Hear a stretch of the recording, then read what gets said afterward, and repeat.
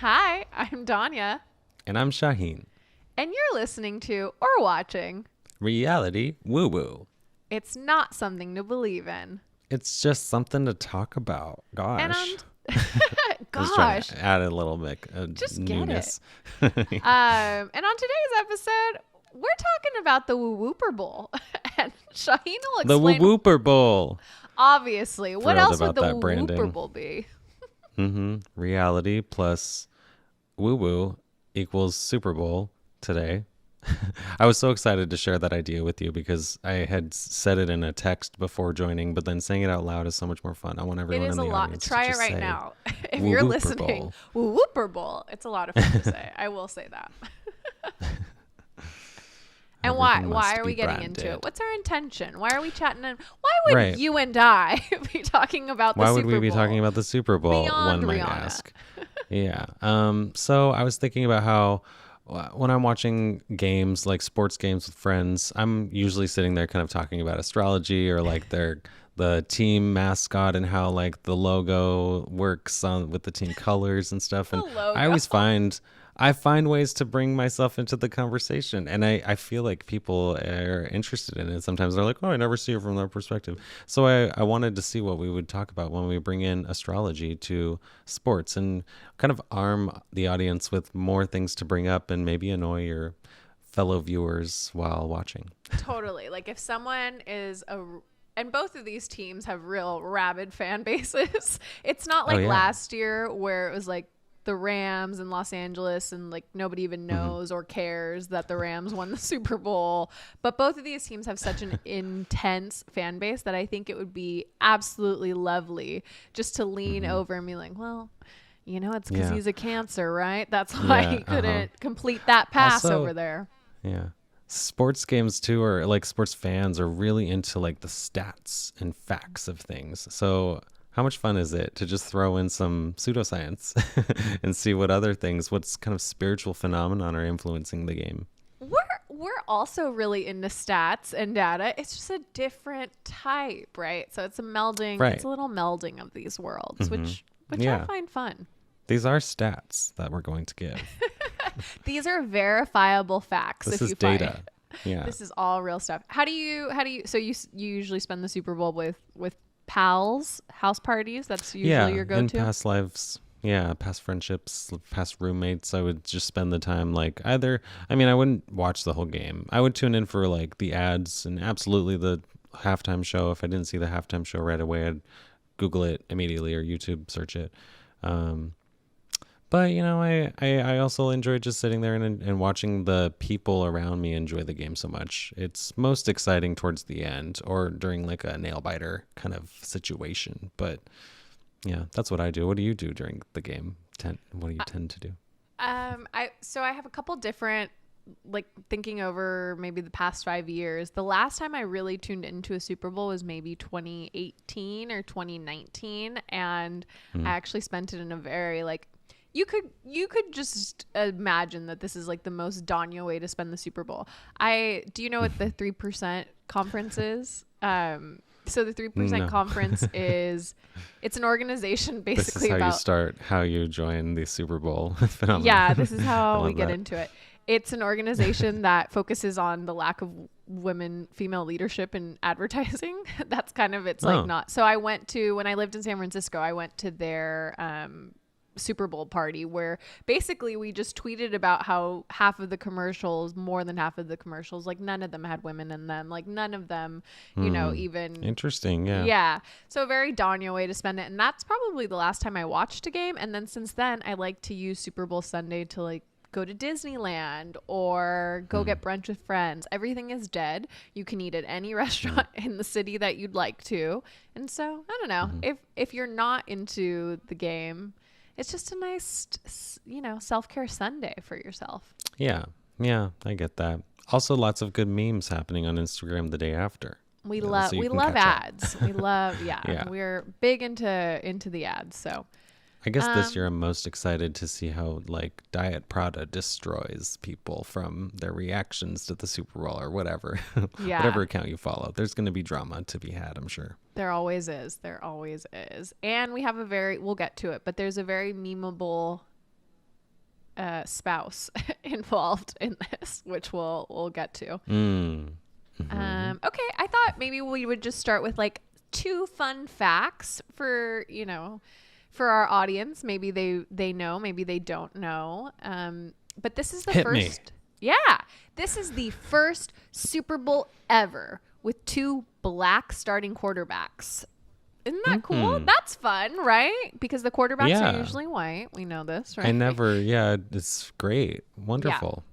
Yeah, the quarterbacks. I feel like it's always that one guy. Who is it? Tom Brady. Tom Brady, but the other guy. Oh, it is Tom Brady okay. a lot of the time. And I am in the right not. sport. You are. You've landed in the right area. It is Tom Brady a lot, and we know what Tom Brady looks like. So this is nice. This is nice. We've got some variety. And then we've got a pair of brothers. Less exciting because I think we've had the Manning brothers play against each other in the Super Bowl before. But we've got a pair of brothers playing against each other. So either way for this family. Fun times. Sibling rivalries. They're against each other, right? They are against each other. Yeah, they will be playing against each other, which is cool. So the way that we broke it down today is we're going to give you some astrology around each of the teams. And then Shawheen and I are going to make our predictions based on this astrological reading on who will win. This will be fun. You should put money on it, honestly. You should take our word for it and place some bets. And put money on astrology. And then give us 10%. That seems fair, right? Yes. Yeah. Or just I don't know, subscribe to our things. Yeah, that's fine too. That's good. You don't have that's to. Fine too. You don't have to give us money, but if you do win, let us know. But let us know if we did help. That would be nice. That would be fun. Okay, let's start with the Philadelphia Eagles. What would our audience connect to? Caw. Sorry, I'm getting all like sporty and loud. What would our audience connect to on this? Silver Linings Playbook. You've seen it, right? It's a big. What's that? Silver Linings Playbook, the movie? Never? Okay. No. Maybe check it out. Big film, probably. That's not Remember the Titans. So it is not Remember the Titans. It's just. That's not Coach Carter. It's a very Philadelphia movie. Very Philly. We've got Bradley Cooper with a crew cut. We've got Jennifer Lawrence playing like kind of a manic character, one of her favorites. It's a good one. She's good at that. Yeah, very good. So that might be. It's not Shawheen's only touch point, but it could be somebody else's. So looking, the Eagles it's a much older franchise than their rivals in the Super Bowl, the Kansas City Chiefs. The team was established July 8th of 1933. Get your papers here. You're trying to do like an old-timey voice. Old-timey voice. Yeah, my grandmother was born in 1931, so right in that fun era. She didn't have a TV, and she lived in Cuba, so not relevant to her in any way. But that context would make for a global efforts. Yeah, since it is the Super Bowl of the world. Okay, so that would make the team a Cancer. So a little emotional, potentially a little. America's a Cancer, so. America is a Cancer, although this is not America's team, but it is influential. It's definitely influences a lot of people. I think particularly in Philadelphia, but Eagles fans in general. They, their mood fluctuates kind of based off the Cancer-y vibes of this team. So. I could see that, right? I can see that, yeah. Working all... Yeah, Cancer's like they need... they're manipulative, but persuasive.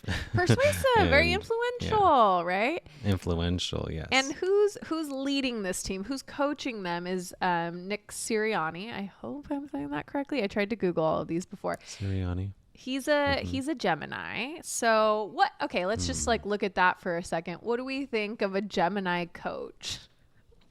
They not are great. Probably personally, shouting loud. Yeah. Personally, not I don't great. feel maybe great about it. they're good at like connecting with their team. I bet or like communicating what they should be doing. If it's not connecting on a one-on-one level, it's probably more like high level kind of. Overarchingly saying like this is right. They might not be practicing it, but they'd be saying this is the right thing to do. and he's a lot younger then the head coach of the Kansas City Chiefs. He was born in 1981. So again, I don't know anything about his personality, but just kind of reading into that, I think you're right. He can maybe connect with his players in a different way, and just a little more flexible of like, oh, okay, I get that. Definitely. Yeah. I see some flexibility in this. Yeah. But Geminis, I feel, have been having kind of a rough go this last year with like Mars and retrogrades and things. I can't imagine. I mean, great for him though, for his team to be where they made are, it to the being Super Bowl. the leader that he is. Yeah, it's true. It's wonderful. It's true. And their quarterback is Jalen Hurts, and this also pained me doing the research. He was born in 1998. It hurts you? It just hurt to see that. That was painful for me. But he was born in 1998, and he's a Leo. I can't imagine a better position on a team suited for a Leo than quarterback, right? Yeah. Like the literal pass center, the ball, like pay attention. Yeah, like calling the shots. Like it feels like the right place to be if that's your. Yeah. And there's this, you kind of live or die. He can handle the pressure, I'm assuming. Yeah, it's a pressure filled situation, and win or lose, people are looking at you because of whatever's going on. So I definitely feel like it's the right position for a Leo.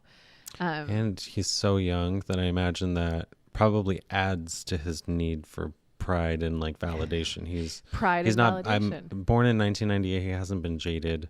I don't know. I don't know who this guy is. I'm just talking about general stats and words dice on a page. Yeah. But I can imagine that would, I don't know, feed more into his need to win. Totally. And then we, looking just at some of their other top players. So we've got Devontae Smith. Devontae Smith is a Scorpio and made a great, like very deep one-handed catch in the NFC Championship game that was played yesterday. So, good player. And I see that being kind of beneficial, right? So quarterback's throwing the ball. We've got this Scorpio who catches it from the Leo. That feels... What do we feel? That's fixed sign energy. That's they came to compatible in they certain came to ways. do something, and they're intense about it. That's kind of my feeling on this, right? Oh, is like one track they mind. might not get along great with the coach being a Gemini, honestly. Maybe not. But which is why him being more flexible is probably good, because they're so intense it's key about for it. I bet they lead the team like from the side. Yeah. And then we've got Miles Sanders. They call him Booby. Also fun for me. Sanders. Booby Sanders. He's the running back, and he was born on May 1st, 1997. So he's a Taurus. Represent. Okay. That's a fixed ass team. Tell me, That's interesting. That's a fixed ass team. What? Yeah, and one of each too. They got like a fire sign kind of quarterbacking, wide receiver Scorpio, watery emotional energy, and the running back being a Taurus is like stable and reliable. I'm imagining. I love that. What a nice interpretation of what's going on within the Eagles fun. Organization. See, sports can be fun. Sports can be really great. Then the next player, kind of an oldie, older than me. Thank God there's a player older than me.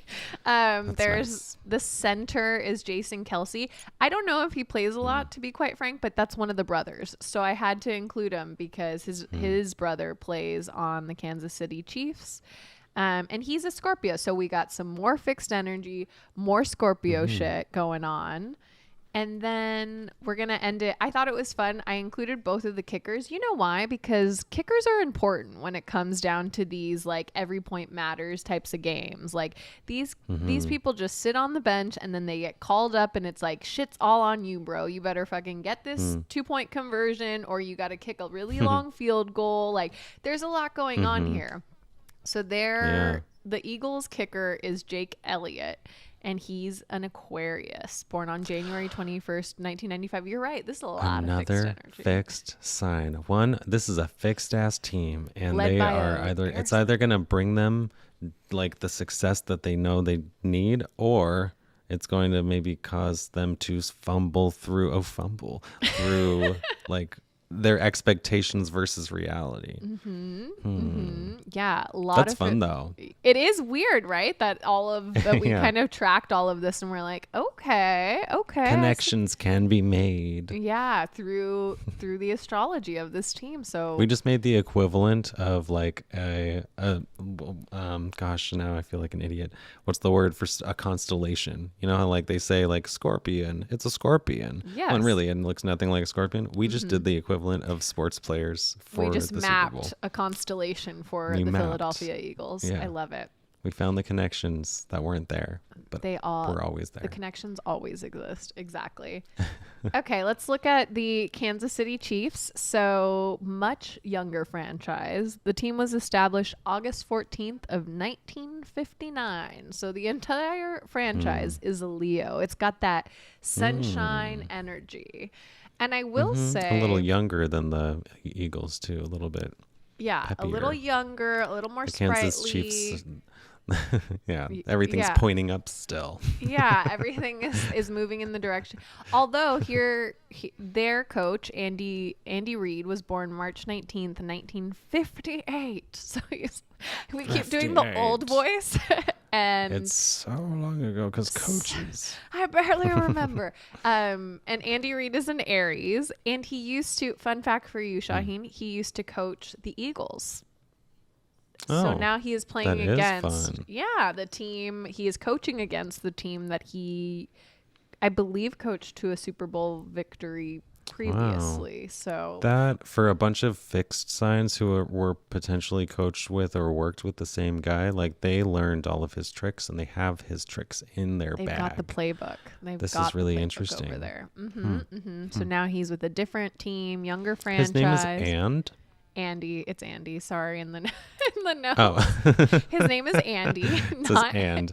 I was like, I'm not Reid. judging. My name is Shawheen. I don't. We all got names. I know. I always say mine's a weird one when they look at me at the coffee Yeah. shop. It's like Tanya with a D. Yeah. Yeah. So their quarterback. This is here. Here we go. Here's some fun stuff. Their quarterback is Patrick Mahomes, and he is a Virgo. He was born on September 17th, 1995. I personally. Funny thing is that you say as a Virgo. Just as a Virgo, I think that's probably also a really. I mean, first of all, a Virgo could be the coach also. Like, if those are the two positions, yeah. I think either the mastermind kind of constructing the whole thing because they can see all the details. But as a quarterback, you get to do that too, right? Because in that split second, you're looking at the field, you're making a decision, and you have to get it there with precision. So I actually think probably pretty good for them. And they're flexible or mutable with their abilities too. I actually was going to say that even just seeing any Virgo on the team makes me think they have more going for them. They have the advantage regardless of even they have a if we were Virgo. talking about any game or any sport or whatever we were talking about, I'd be like, oh, the Virgo's on that side. Well, any team with the Virgo have an on it edge. has the advantage. Yes, yeah. And okay, so Virgo's the most competitive sign there is. I'm gonna say it. I don't know if we Virgos said are it the like most this. competitive sign. I I think think- so okay, because you wouldn't expect it. That's why I think this is a really great, interesting matchup because I think Leos are the pridefulness of it versus the laser focused, precision based Virgo. I think this is like an ultimate kind of matchup. And you know the Virgo I can't agree. stand that fucking Leo.